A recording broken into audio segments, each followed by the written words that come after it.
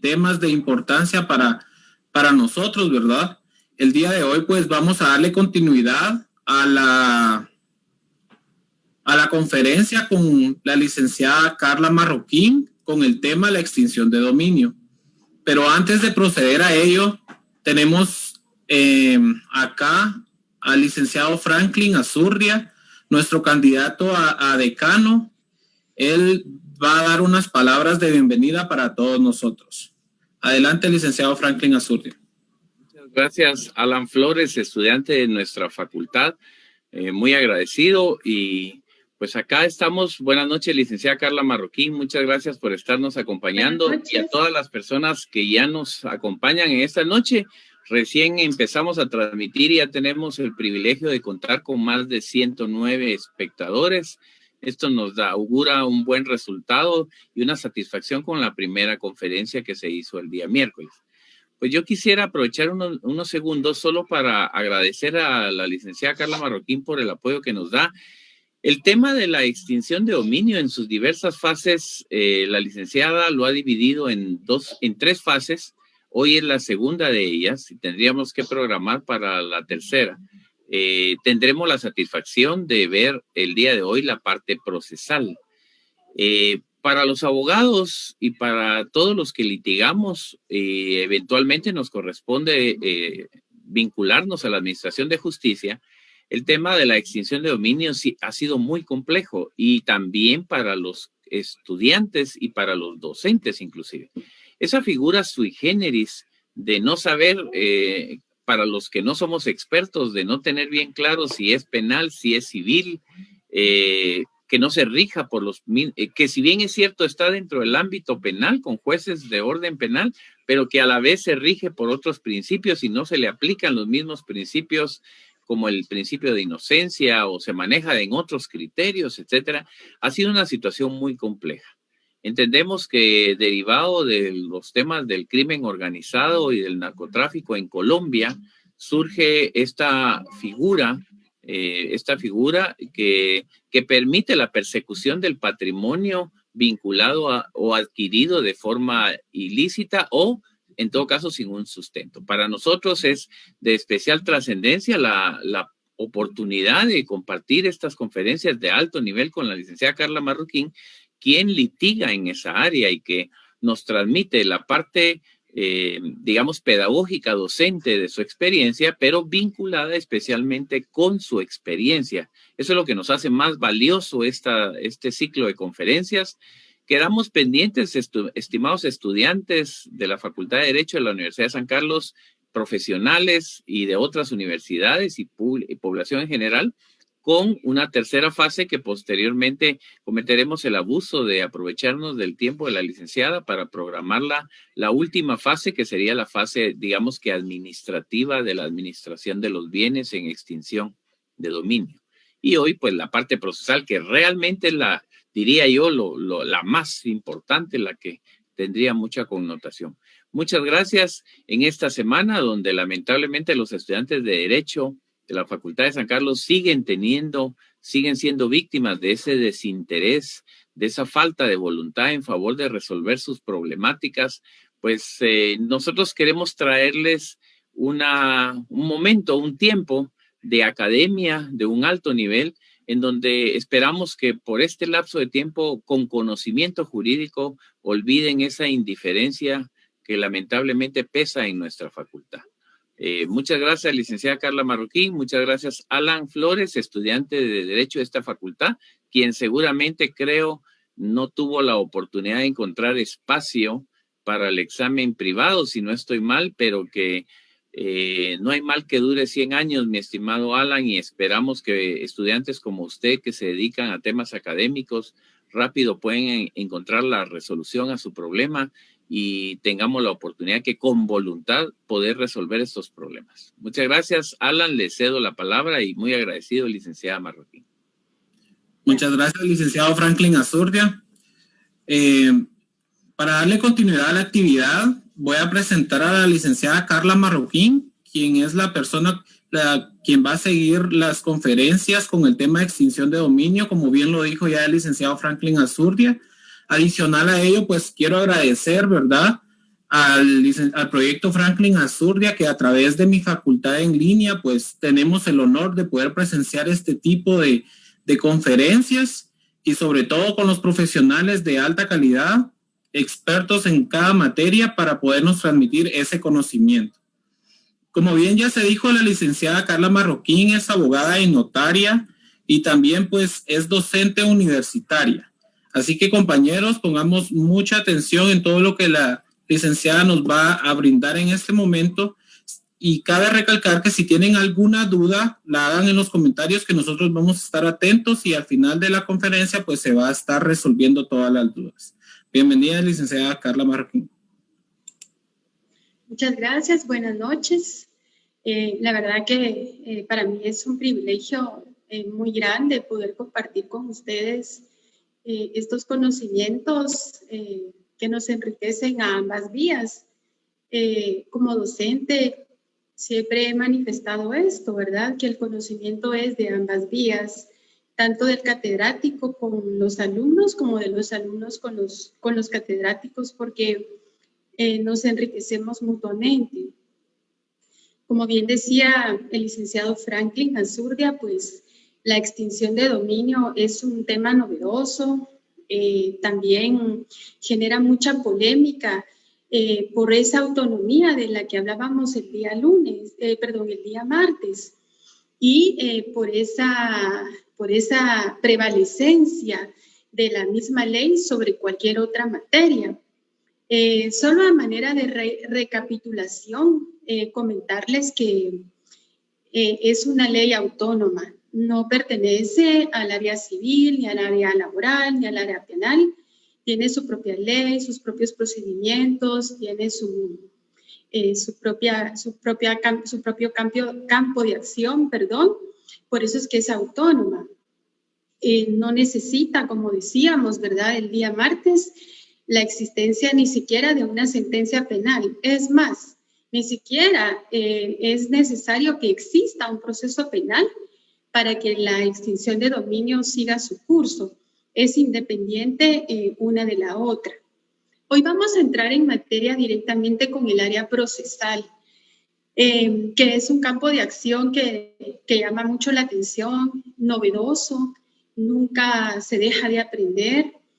Siempre he pensado que aunque la ley establece sus propios principios, sus propios procedimientos y sus plazos, pero el abogado litigante debe de ser creativo también para hacer valer esos principios, para hacer valer esos medios probatorios, para hacer valer incluso las impugnaciones.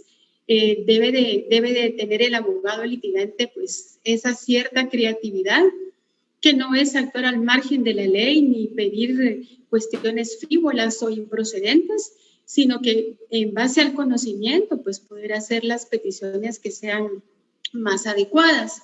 Quisiera pedirte, por favor, Alan, si me puedes proyectar la primera diapositiva, que es la carátula de la presentación. Muchas gracias. Ahora la siguiente, por favor.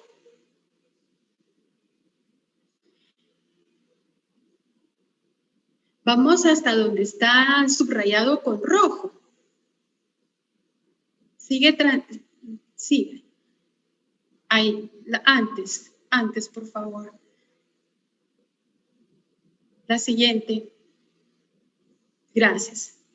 Bueno, como primer punto, este es un orden lógico mío para la presentación, para poder entrar en materia.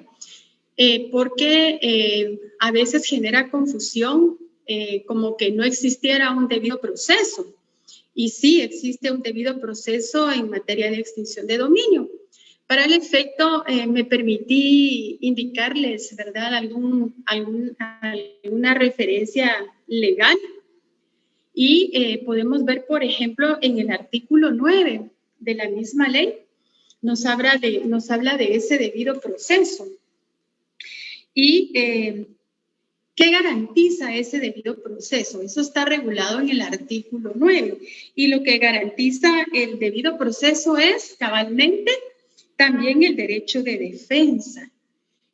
¿En qué versa el derecho de defensa en materia de extinción de dominio?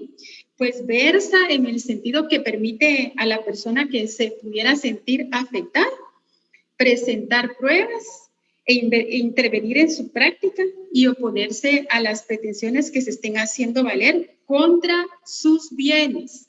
Esto nos tiene que quedar muy claro. No persigue personas, no persigue conductas de personas, sino es de contenido real, es de carácter patrimonial y de contenido real. En el artículo número 10, vemos en qué versa esa protección a los derechos.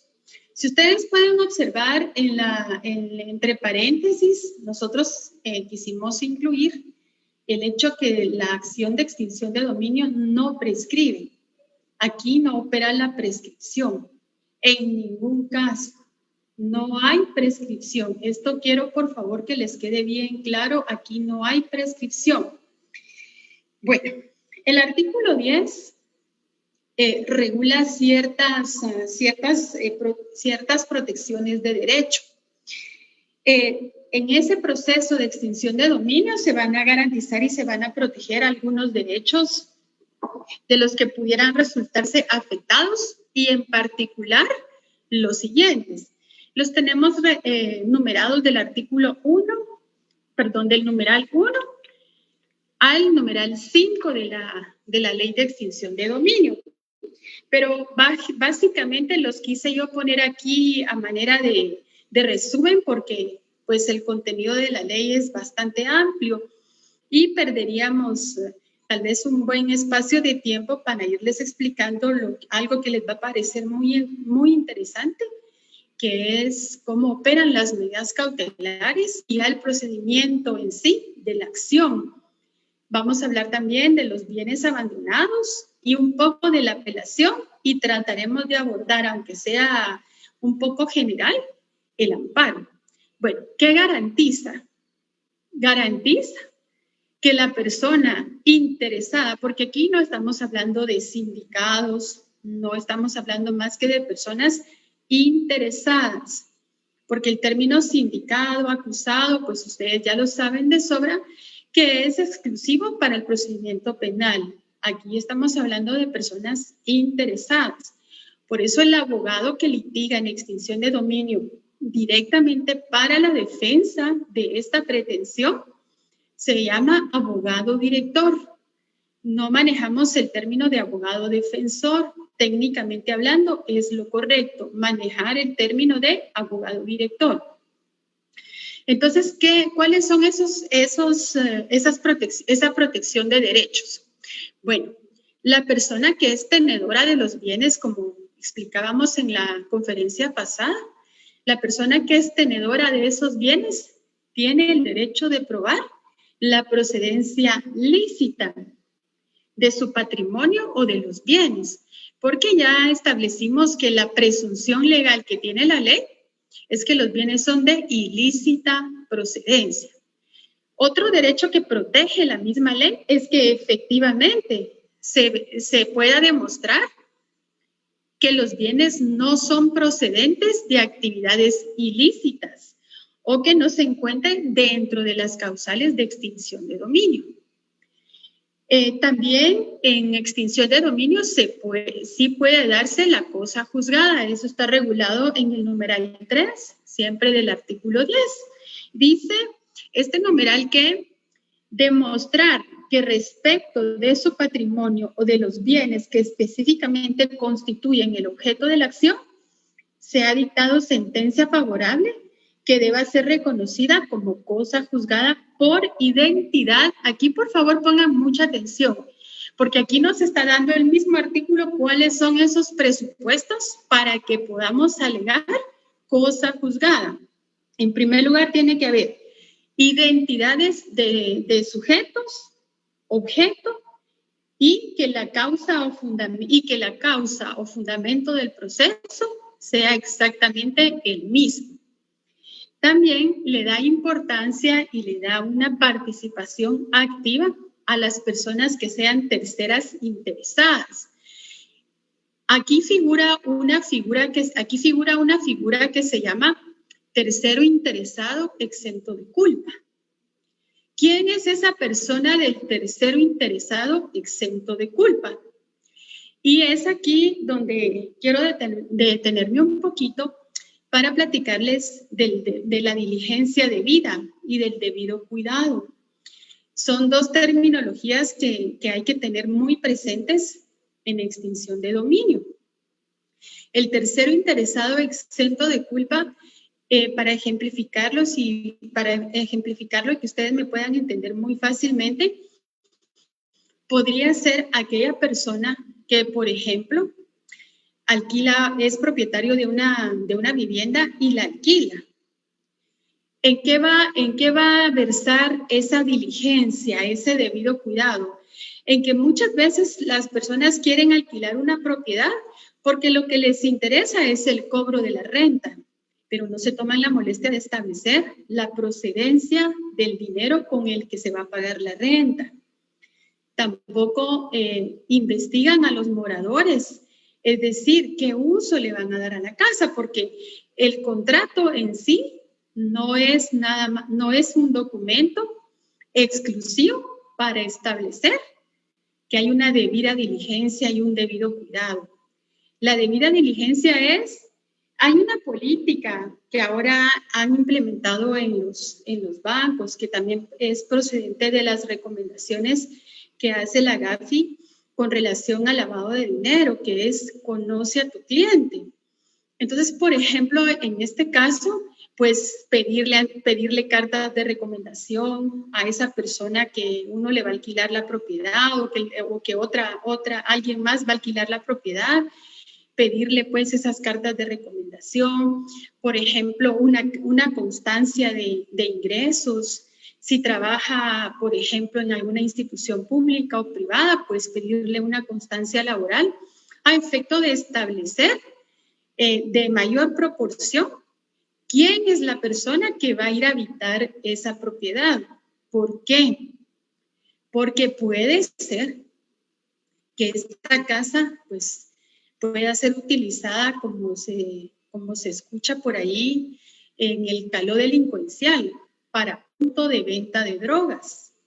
Y como esa es una actividad ilícita, entonces al estar contemplada dentro de los delitos mediante los cuales se puede iniciar la acción de extinción de dominio, puede decretarse una medida cautelar en contra de esta propiedad o de una vez iniciar la acción de extinción de dominio. ¿En qué va a consistir el investigar a quién se le está alquilando esa propiedad? Pues precisamente aquí, ante esta acción de extinción de dominio. Y esta es la persona del tercero interesado exento de culpa, porque al momento de ser llamado a la acción de extinción de dominio o incluso cuando se hayan decretado las medidas cautelares en contra de esas propiedades, el tercero interesado exento de culpa puede comparecer y decir, bueno, señor juez o señor fiscal, yo no tenía conocimiento que mi propiedad iba a ser utilizada para venta de narcomenudeo. Y yo tuve cuidado de preguntar, aquí están las cartas de recomendaciones de las personas a las que yo les arrendé propiedad. Aquí está la constancia de ingresos. Yo personalmente iba a recoger esa renta, o aquí están los vouchers de donde ellos me depositaban cierta cantidad de dinero por la renta.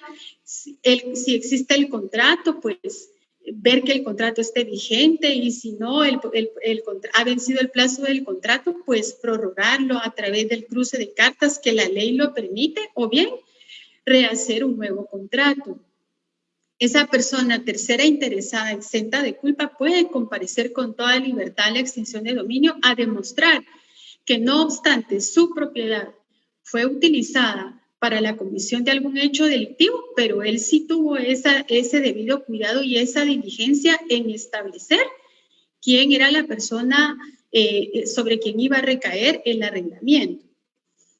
En la número 5, pues nos habla también de aquellos bienes que sean propiedad de la nación o del Estado de Guatemala. En esos casos, pues, hay que darle una intervención directa a la Procuraduría General de la Nación para que comparezca a la acción de extinción de dominio a demostrar que es un bien del Estado. ¿Y por qué? Porque el mismo Estado no se va a extinguir sus propios bienes, ¿verdad? Entonces, estos son los derechos que protege el artículo número 10 de la Ley de Extinción de Dominio. Tal vez si podemos pasar a la siguiente diapositiva, Alan, por favor. Comparecencia y competencia. Bueno, de los artículos 11 al 21 de la Ley de Extinción de Dominio, tenemos reguladas algunas situaciones importantes de las que vamos a platicar. La comparecencia es algo muy importante de lo que yo les quiero hablar, porque, por ejemplo, ¿verdad? En el proceso civil, en el proceso laboral, las personas pueden comparecer a través de un mandatario judicial con representación.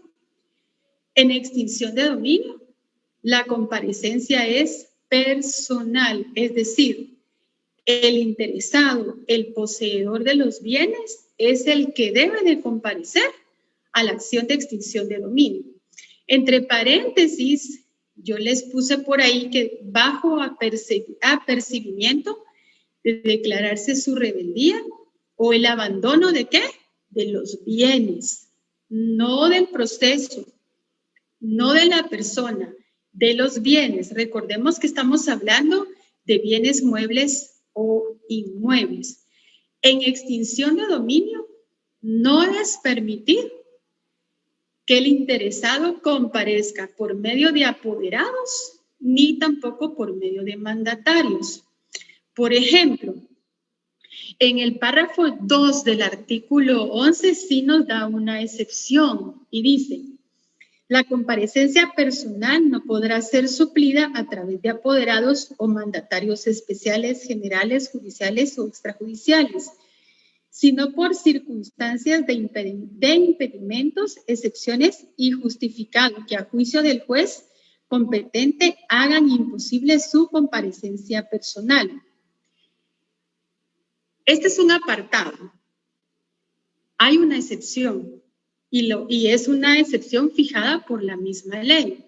Dice, a menos que exista un impedimento o que hayan excepciones y que sea justificado. O sea, no quiere decir que yo voy a comparecer ante el juez como abogada directora. No voy a comparecer ante el juez a decirle, mire, señor juez, el interesado no pudo venir porque le dolía la cabeza. O el interesado no pudo venir porque no le dieron permiso en su trabajo. O mire, el interesado me nombró a mí como su mandataria porque le dio COVID.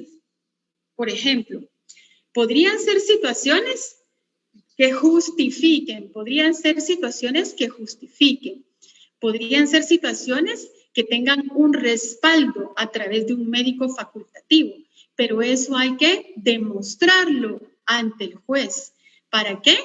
Para que el juez admita la comparecencia del mandatario por esa causa que sea debidamente justificada.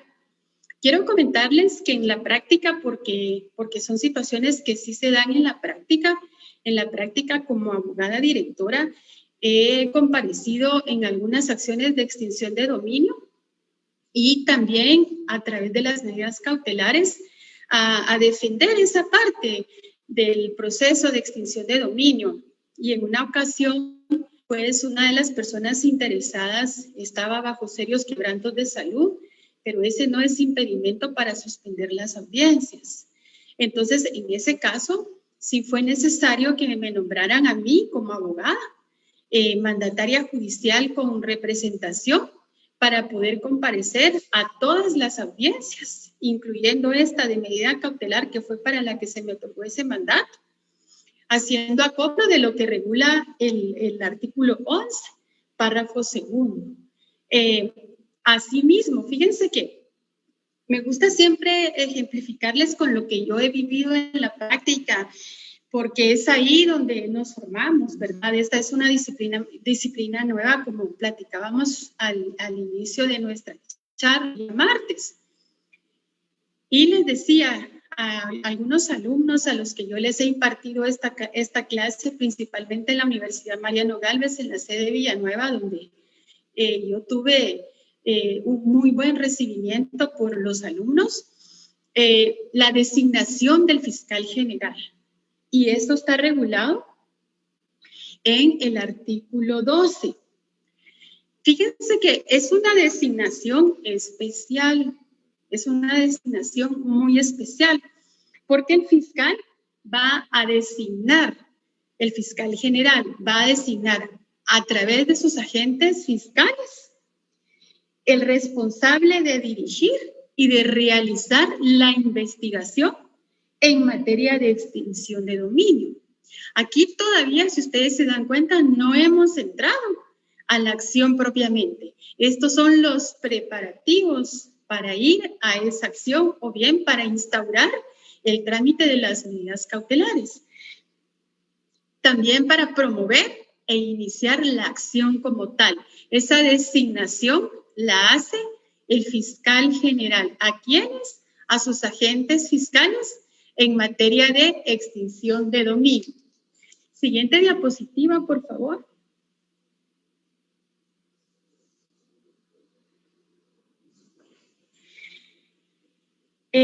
La prueba. Fíjense que el día martes platicábamos un poquito de la carga dinámica de la prueba. La carga dinámica de la prueba pues tiene sus antecedentes, ¿verdad? Históricos. Quisiera hablarles un poquito resumidamente de cómo es que es esta reseña histórica y cómo esta doctrina es trasladada a la ley de extinción de dominio, y es así como opera la prueba en esta materia. El origen de la carga dinámica de la prueba es europea y británica y data del año de 1823. Jeremías Bentham lo expuso y él fue el que propuso que la carga de la prueba se radicara en cabeza de quien estuviera en mejor posición de probar. ¿Qué quiere decir esto? Los interesados, que son los tenedores de los carros, del dinero, de los bienes inmuebles, estamos hablando aquí de casas, de fincas, de parcelas, en el área de los bienes muebles, inclusive pues los semovientes, ustedes saben que están regulados como bienes muebles según nuestra legislación civil, las acciones también, ¿verdad? Las joyas. Quienes tienen en su poder o quienes tienen en posesión estos bienes son los que pueden probar el origen lícito. Aquí no estamos hablando de presunción de inocencia como hablábamos el martes, aquí estamos hablando de bienes estrictamente. Y les reitero, la presunción es que son bienes de ilícita procedencia. Entonces, en este sentido, a eso se refiere la carga dinámica de la prueba, es que quien tiene los bienes es el que está en mejor posición de probar su licitud o la procedencia lícita de ese dinero.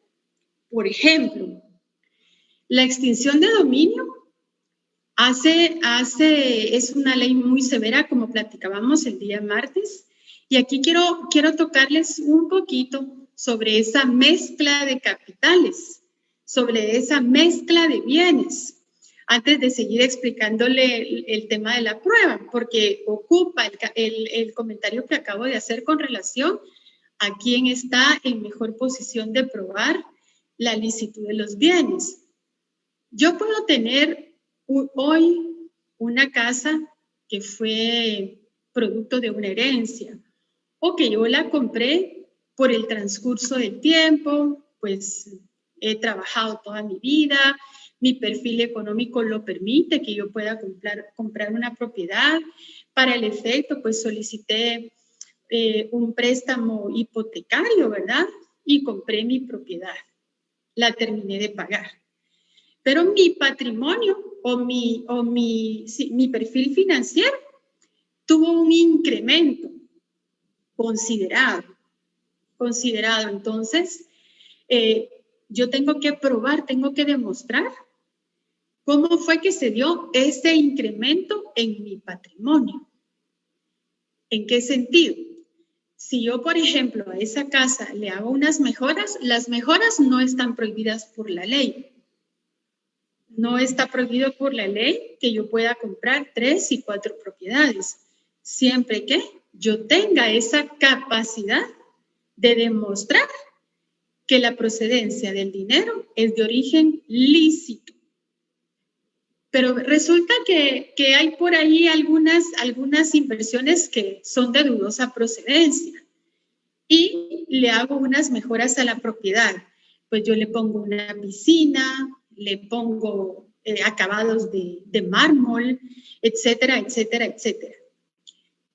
Si esta propiedad fuera objeto de una investigación en materia de extinción de dominio, la casa yo la compré lícitamente, tengo cómo acreditar que hice un préstamo, que lo estuve pagando, que terminé de pagarlo, ese préstamo yo lo logré solventar o atender de forma correcta por el dinero que yo recibo, por ponerles un ejemplo, como asesora de X o Y lugar. Pero tengo que demostrar también cómo adquirir ese otro capital para esas mejoras. ¿Qué sucede si yo no tengo cómo probar? ¿Cómo adquirí esa propiedad? ¿Cómo hice esas mejoras dentro de esa propiedad que es lícita? Que en su origen es lícito. Entonces aquí surge esa figura que se llama mezcla de capitales. Mezcla de lo ilícito con lo lícito va a preponderar siempre en esa balanza de probabilidades, va a preponderar lo ilícito. Entonces, esta casa, que sí la obtuve de una manera lícita, va a ir a la extinción de dominio porque ya mezclé lo bien habido con lo mal habido. ¿Por qué sale el comentario en el tema de la prueba? Porque yo, la poseedora de esos bienes y la que hago las mejoras, soy quien está en mejor posición de probar la procedencia de ese capital con el que yo hice estas mejoras. La valoración de la prueba la valoración de la prueba en materia de extinción de dominio, pues es a través también de la sana crítica razonada, de igual manera como en el proceso penal. Aquí dentro de la prueba me gustaría platicarles un poquito sobre el principio de solidaridad probatoria. Este principio de solidaridad probatoria está garantizado en las convenciones internacionales que le dan vida a esta ley, de las que ya platicamos el martes pasado. Y la valoración según el grado probatorio de la balanza de probabilidades o de preponderancia de la prueba es que se va a decidir a favor de quién se inclina esa balanza. Casi siempre la prueba que soporta la acción de extinción de dominio es eminentemente prueba documental. En un buen porcentaje es prueba documental. En el proceso penal ya no se utiliza la prueba indiciaria. Aquí en extinción de dominio sí opera la prueba indiciaria o circunstancial, también la conoce la doctrina, ¿verdad? Como prueba circunstancial o prueba indiciaria. ¿Podemos pasar a la siguiente diapositiva, por favor? Bueno, ahora vamos a hablar de algo que nos ha generado mucha polémica, pero olvidé comentarles que en el tema de la competencia, pues la acción de extinción de dominio o las medidas cautelares se tramitan ante el juez de primera instancia de extinción de dominio. Esa es la judicatura especializada para conocer de estas acciones. Ahora sí, vamos al artículo 22 de la Ley de Extinción de Dominio. Las medidas cautelares, pues, la definición, el efecto, es exactamente lo que aprendimos nosotros en el curso de Teoría General del Proceso, o también en el curso de Derecho Procesal Civil y Mercantil 1. Ahí nos explicaron cuáles eran esas medidas cautelares, su naturaleza jurídica, sus efectos, los presupuestos para decretar medidas cautelares. Y aquí es donde opera la prueba indiciaria para pedir las medidas cautelares. Hay dos instancias o dos momentos, no utilicemos la palabra instancia porque los puedo confundir. Dos momentos para pedir las medidas cautelares. Las puedo pedir antes de iniciar la acción como tal o en la audiencia, donde ya se inicia la acción de extinción de dominio si es que no se pidieron con anterioridad. La petición de medidas cautelares es una actuación procesal inminentemente del Ministerio Público, con exclusividad, porque ya vimos anteriormente que quien delega al fiscal especial o a la gente que va a investigar extinción de dominio es el fiscal general. Entonces aquí las medidas cautelares es una pretensión, sí y solo sí, inherente a la fiscalía. No se utiliza la medida cautelar o no tiene un campo de acción como cuando se inicia una acción civil, que el actor puede pedir un embargo, puede pedir un arraigo. Aquí en extinción de dominio es una actuación exclusiva del fiscal que hace la investigación. Ya dijimos que pueden ser en dos momentos. Puede ser antes de iniciar la acción o bien puede ser ya en la audiencia donde ya se inició la acción. Como esa audiencia es oral, entonces ahí en esa audiencia se puede pedir la instauración de las medidas cautelares. Y aquí es donde yo les hablaba de la prueba indiciaria, porque para hacer la solicitud de medidas cautelares es porque ya hubo una investigación preliminar, ya hubo un análisis de establecer que hubo una posibilidad de un incremento patrimonial no justificado del tenedor de los bienes. Y eso es un indicio, esa es la prueba indiciaria. Eso me dice a mi fiscal que hay algo que pueda sonar como un enriquecimiento ilícito, como un incremento a mi patrimonio sin causa justificada. Esa parte es la prueba indiciaria que me va a decir a mi fiscal, si es que yo fuera fiscal, que puedo pedir una medida cautelar. La medida cautelar únicamente su efecto es garantizar las resultas del juicio. Solamente ese es el efecto. Pero ¿qué sucede? ¿Cuáles son esas medidas cautelares que se pueden solicitar? Bueno, se pueden solicitar el secuestro, el embargo, la inmovilización. Se puede solicitar estas medidas. Pero ¿qué sucede? En la práctica, por ejemplo, el secuestro no tiene el mismo efecto que la inmovilización. Porque si yo pido el secuestro, como su nombre lo indica, yo puedo ir a traer ese bien y ponerlo en administración de la Senaved. La inmovilización, pues únicamente tengo que dar aviso a los registros correspondientes para que se haga la anotación de que ese bien está siendo sujeto a una investigación y esa medida cautelar lo único que va a hacer es garantizar que ese bien no sea traspasado a favor de terceras personas. El trámite lo tenemos regulado en el artículo 22. No quiero detenerme mucho en el trámite porque y ya quiero que entremos en materia a la acción de extinción de dominio como tal para que podamos ver la apelación y los diferentes motivos por los que podemos apelar. Aquí se hace la petición, el fiscal va ante el juez de extinción de dominio, él hace la petición y explica cuál es el motivo, por qué necesita que se le decreten esas medidas cautelares.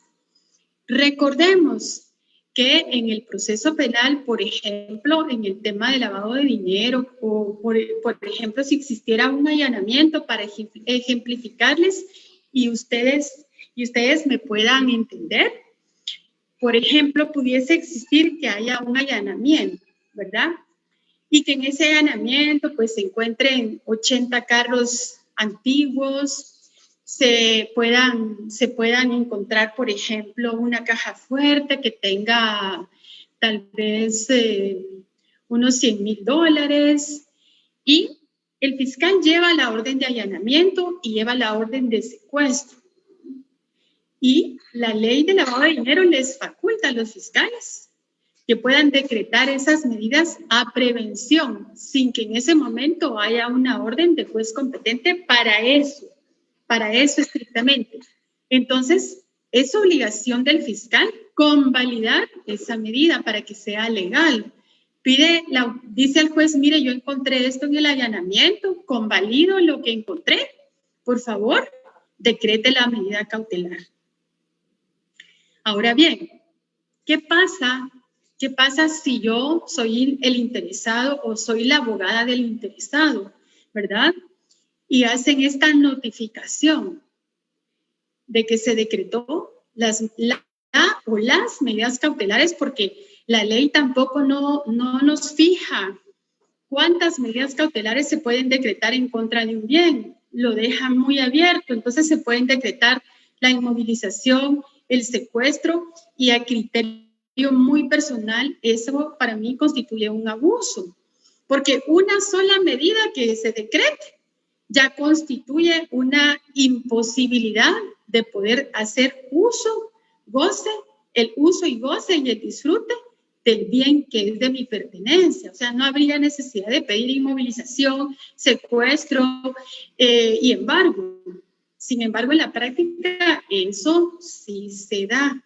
Lo he visto en muchos casos donde las medidas cautelares son ilimitadas. De hecho, ustedes se van a dar cuenta ahorita que el plazo de la medida cautelar es prácticamente a perpetuidad. ¿Cuál es el efecto? Única y exclusivamente garantizar la presencia de esos bienes en todo el trámite de extinción de dominio. ¿Hay derecho a la impugnación contra esa resolución? Por supuesto que sí hay derecho de impugnación contra esa resolución. El único recurso que prescribe la ley de extinción de dominio es el recurso de apelación, pero aquí tenemos que tener mucho cuidado, porque los plazos en esta ley, bueno, en cualquier ley, ¿verdad? Pero como estamos hablando de esta en particular, los plazos aquí son garrafales. Yo tenía un catedrático que decía, a esto pónganle cruz, calavera y camposanto.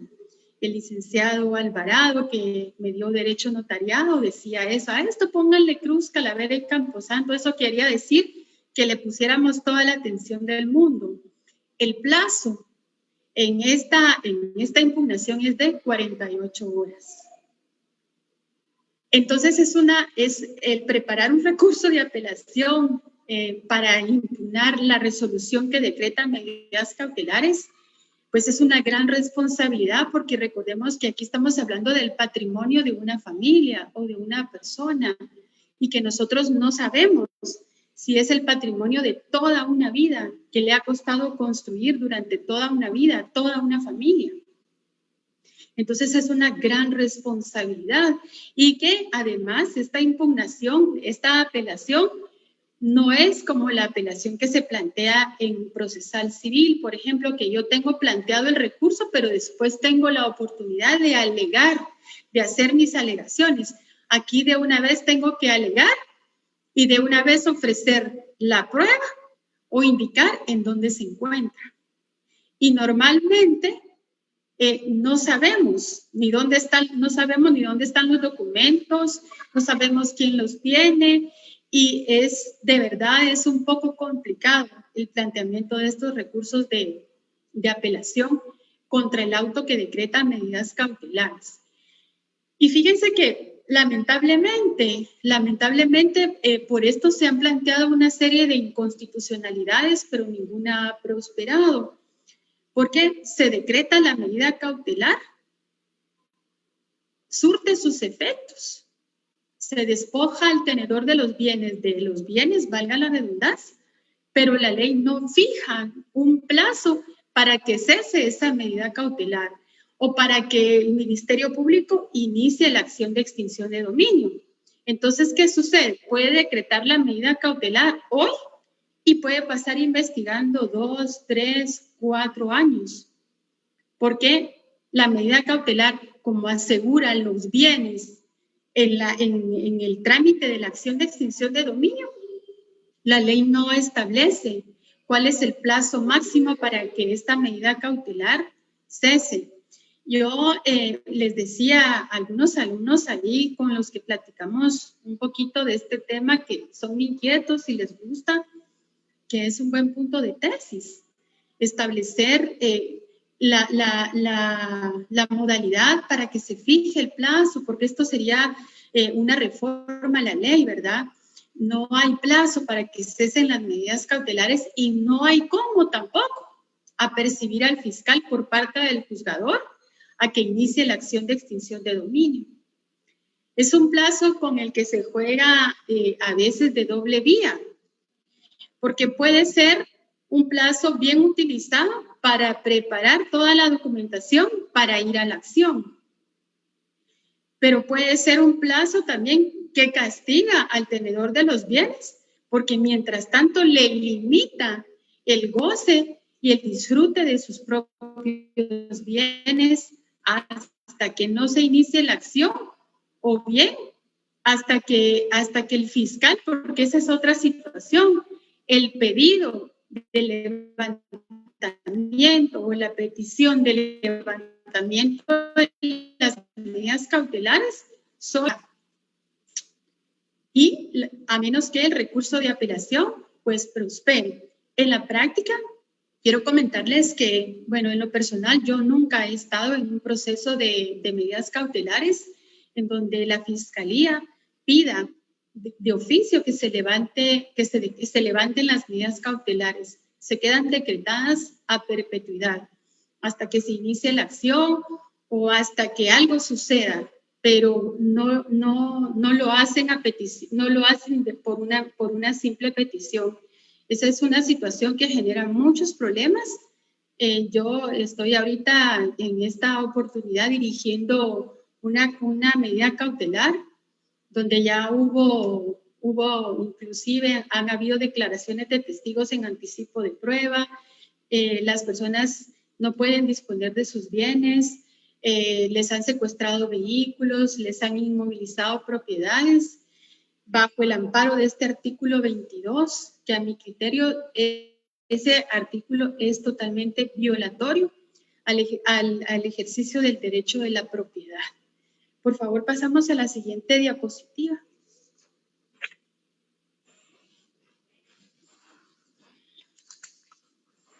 La ley de extinción de dominio regula otros procedimientos que están regulados en los artículos 26, artículos 28 de la ley de extinción de dominio.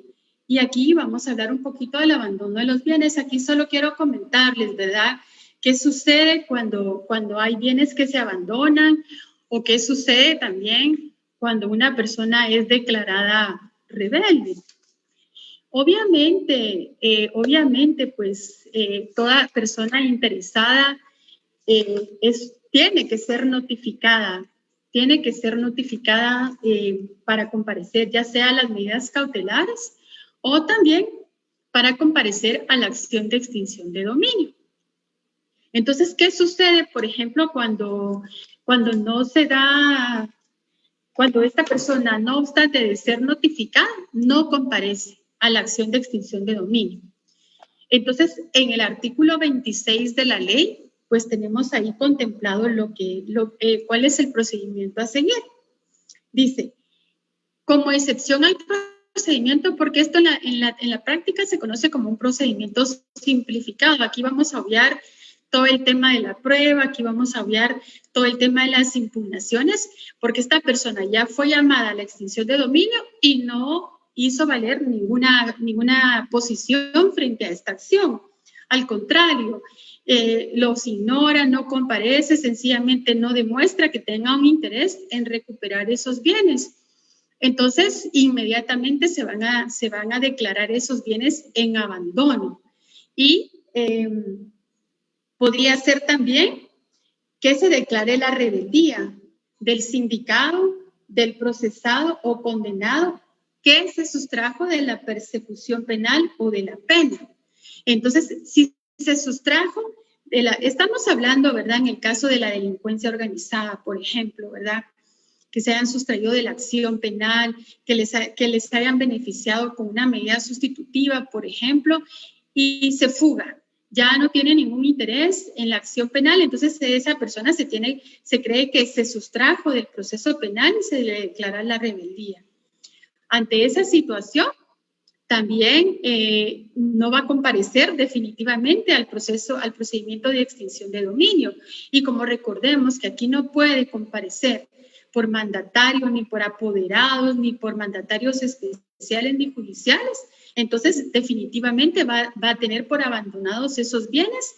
Inmediatamente se va a dictar la sentencia que en derecho corresponde para que esos bienes pasen a favor del Estado.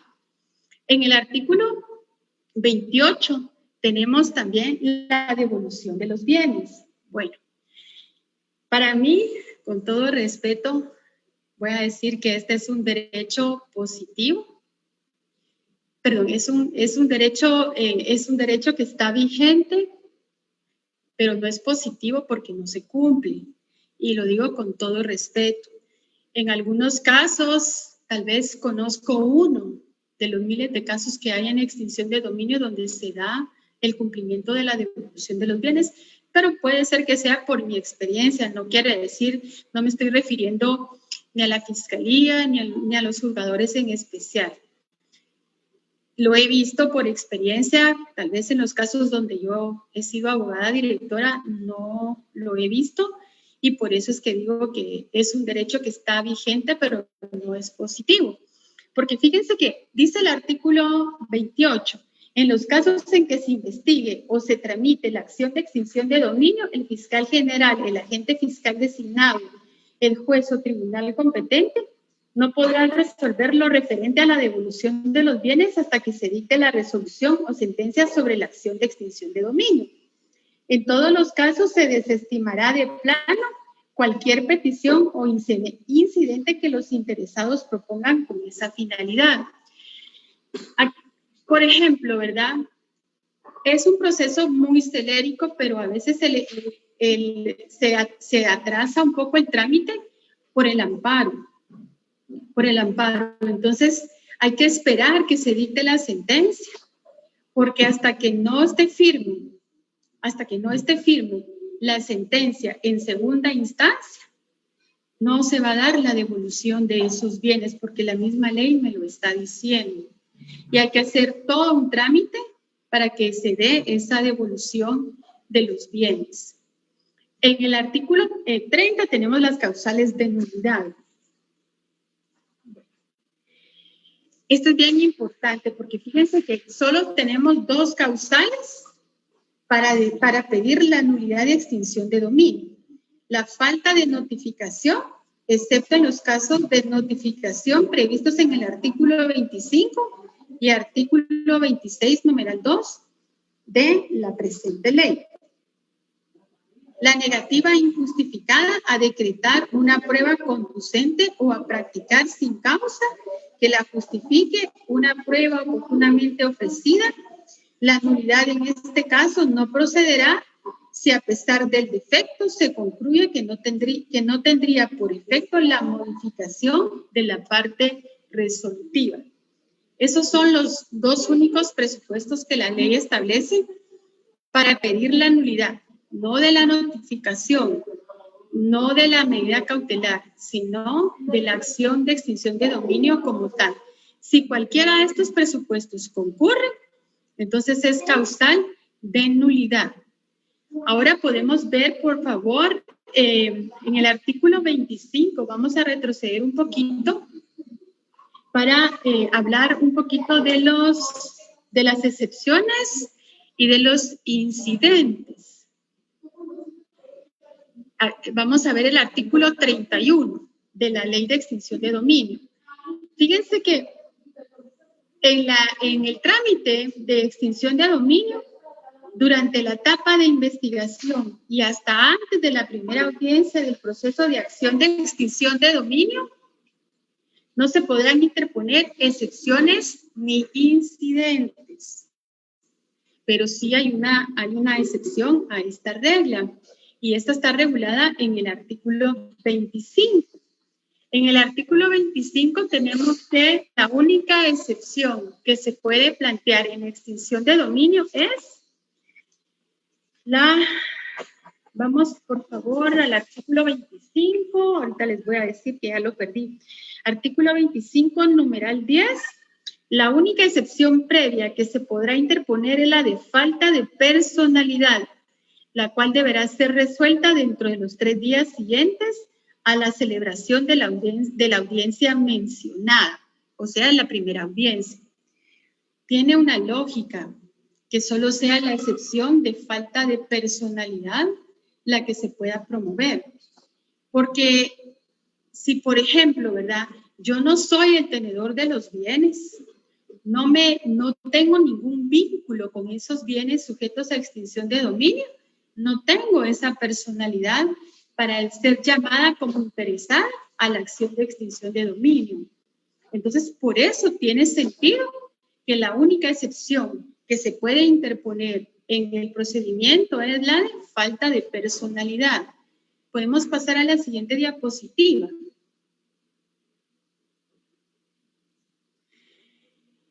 Allá vimos al inicio la delegación que hace el fiscal general al agente fiscal para que haga la investigación. Aquí vamos a ver la delegación que hace el Procurador General de la República de Guatemala al agente fiscal propuesto por la Fiscalía. Estamos hablando de aquella delegación para el ejercicio de esta acción.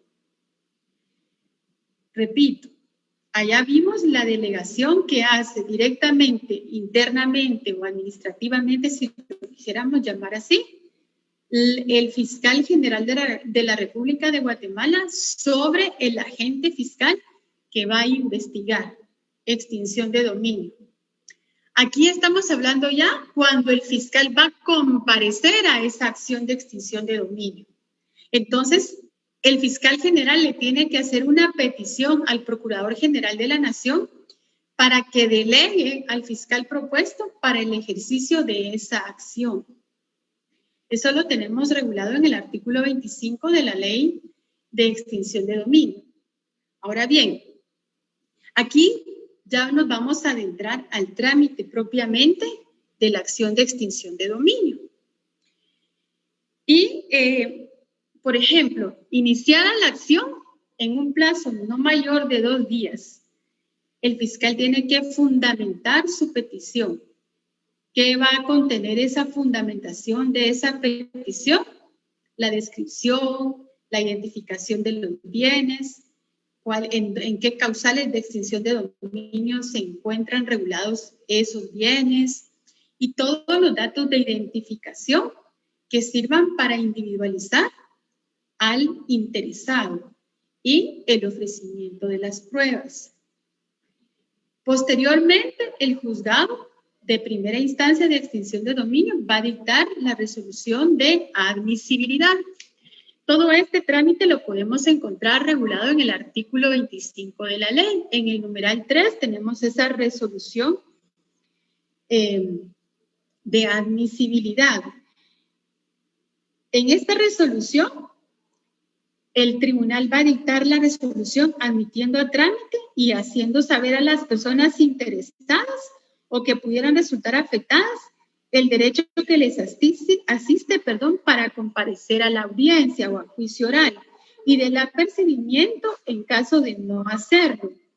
Esta resolución tiene que ser notificada al fiscal general, al agente fiscal designado y a la Procuraduría General de la Nación. Pasamos a la siguiente diapositiva, por favor. Bueno, aquí vamos a hablar de dos formas. La que está regulada en el artículo 4 es comunicación, porque después vamos a ver la notificación. En el numeral 4, siempre del artículo 25, permítame un segundito, solo voy a ubicarme en la línea.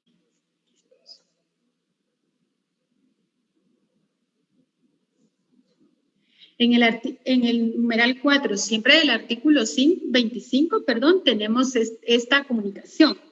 Dice, toda decisión jurisdiccional se tendrá por comunicada en el momento de la audiencia oral en que se emita sin necesidad de acto posterior alguno.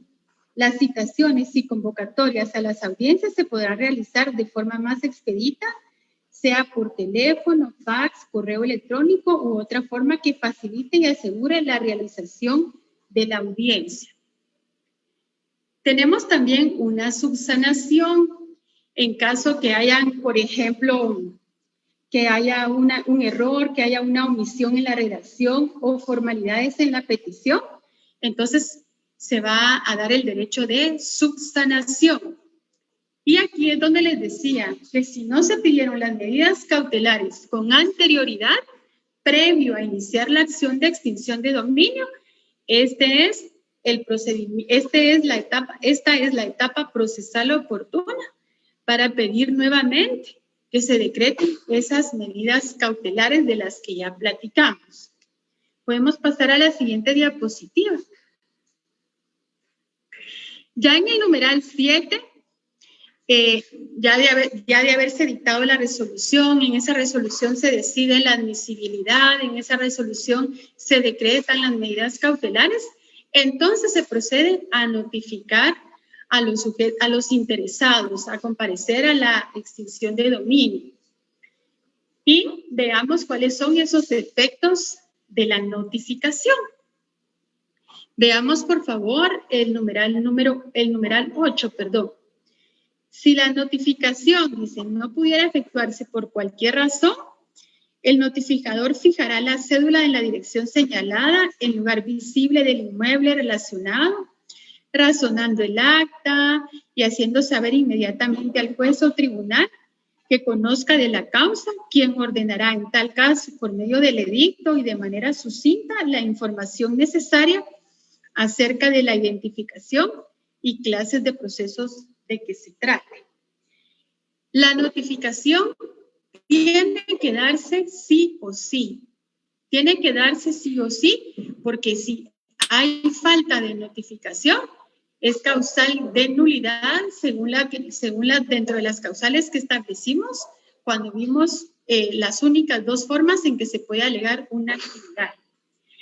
Aquí todavía no hemos llegado a la primera audiencia y miren todo lo que hemos recorrido, todo lo que hemos hablado. Esta primera audiencia, además de ser celérica, también es concentrada, porque aquí se va a dar todo en esta audiencia. Se va a conocer la petición del fiscal, se va a diligenciar la prueba, se va a conocer cuál es la postura que va a ostentar el interesado ante esa audiencia, se va a diligenciar la prueba del interesado también, y de ser posible, si es que el caso no es muy complejo, el juez de una vez va a dictar sentencia. La sentencia en extinción de dominio es una sentencia declarativa, porque se va a declarar con lugar la acción de extinción de dominio o se va a declarar sin lugar la acción de extinción de dominio. Podemos ver la siguiente diapositiva. Ya habíamos hablado de la excepción previa. Aquí hablamos también del diligenciamiento de la prueba. Si concluye el periodo de la prueba, se va a señalar un día para la vista y la notificación para el día de la vista se va a hacer de forma verbal. ¿Seguimos, por favor?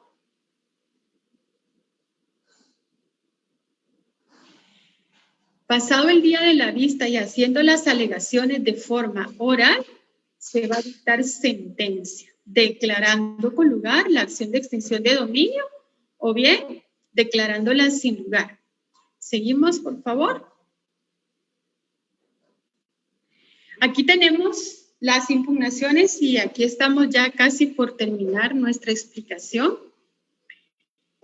En el artículo 25, numeral 15 de la Ley de Extinción de Dominio, tenemos cuáles son los motivos de la apelación. Como les decía, aquí no hay recurso de reposición, no conocemos actividades procesales defectuosas, no hay enmienda del procedimiento, perdón. La única impugnación que se conoce es la de apelación y aquí están las 3 causales para proceder en apelación: por inobservancia, por interpretación indebida y por errónea aplicación de la ley.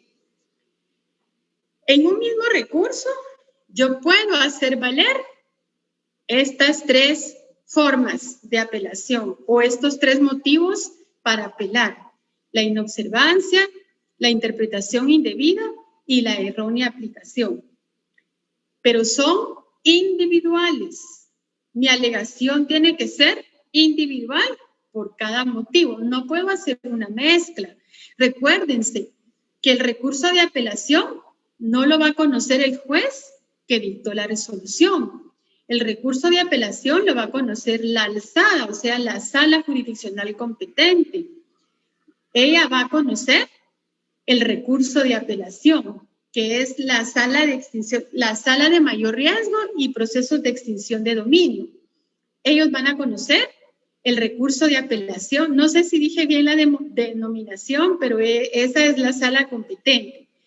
Ellos son los que van a conocer del recurso de apelación. Recuérdense que ellos no conocen a los sujetos procesales. Recuérdense que ellos no conocen de todo el trámite de extinción de dominio. Entonces hay que ilustrarle a la sala qué fue lo que sucedió en todo el procedimiento, por qué digo yo que se inobservó la ley o qué es lo que se inobservó. Tengo que ser muy explícita, tengo que ser muy concreta para que la sala pueda entrar a conocer ese motivo. Si hay una interpretación indebida, ¿qué artículos? ¿Cómo fue la interpretación indebida y cómo sugiero yo que sea interpretada esa norma? Igualmente con la errónea aplicación de la ley. ¿Por qué se aplicó erróneamente la ley? ¿Qué ley fue la que se aplicó erróneamente? ¿Y cómo se va a subsanar ese defecto o ese error observado? Importante. Y por eso lo quisimos poner con Michelita Vivas, que fue la que me ayudó a hacer esta presentación. Muchas gracias, Michelita. La apelación no suspende ninguna de las medidas decretadas por el juez. No suspende.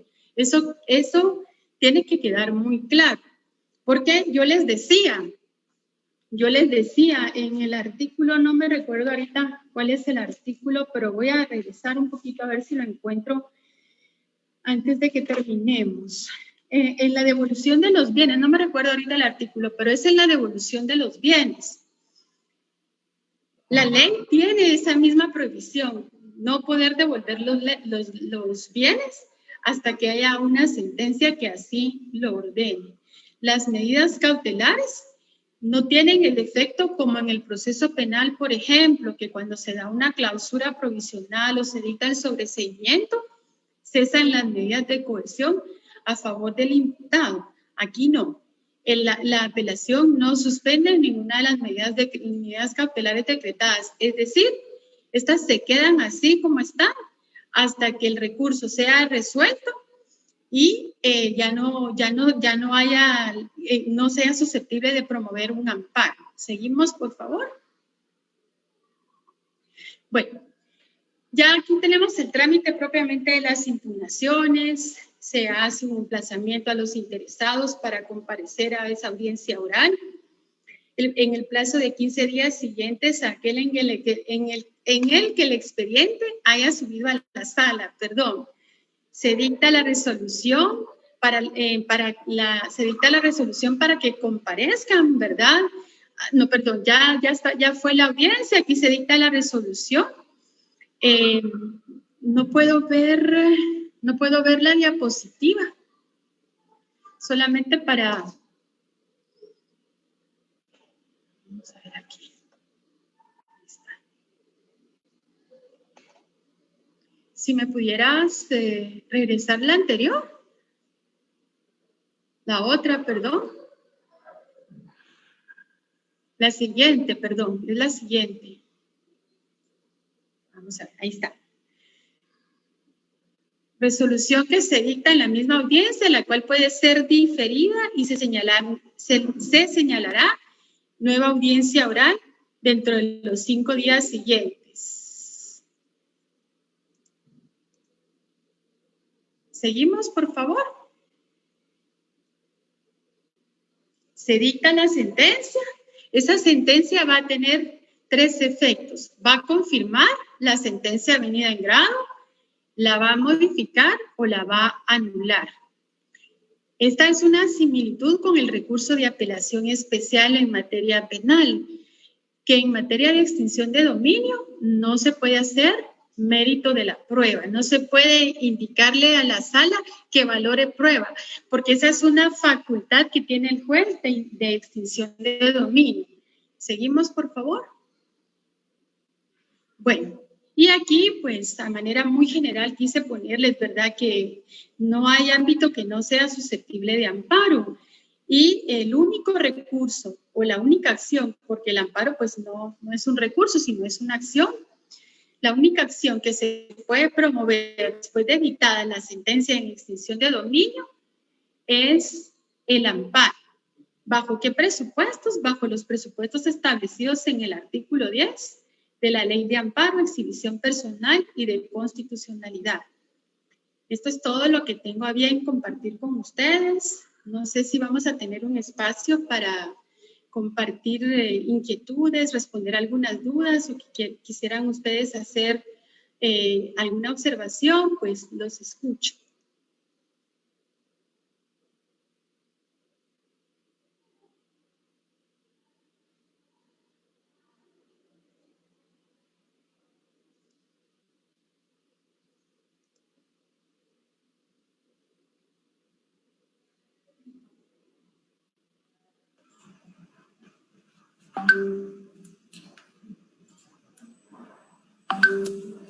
Así es, licenciada, muchísimas gracias por la disertación de esta noche. Tenemos una única duda. La pregunta es, ¿qué sucede con todos los bienes que extingue el Estado? Bueno, esa es la que platicaba el licenciado Franklin, que vamos a programar con mucho gusto una tercera etapa que sería la administración de los bienes. Cuando el Estado extingue esos bienes, pues por lógica esos bienes pasan a formar parte del Estado. Es una pérdida de ese patrimonio a favor del Estado. La misma ley establece cómo es que se dividen esos bienes, quién los administra. Puede haber repartición de bienes interinstitucionales también, ¿verdad? Entonces es una pérdida de esos bienes a favor del Estado.